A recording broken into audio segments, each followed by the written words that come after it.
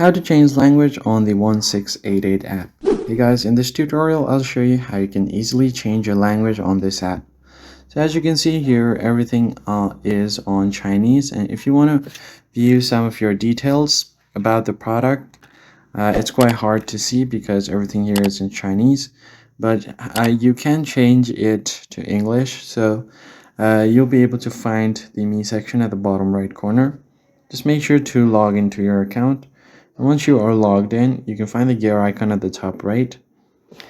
Once you head over there, you can just go ahead and scroll down until you find language. As you can see, I have my language selected in English currently, but if you have it in Chinese, you can tap on language and it's going to show you a bunch of options which you can then use to change your language back to English.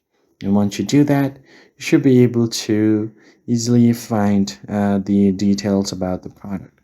So that is basically it, guys. I hope this tutorial was helpful, and I'll see you guys in the next one.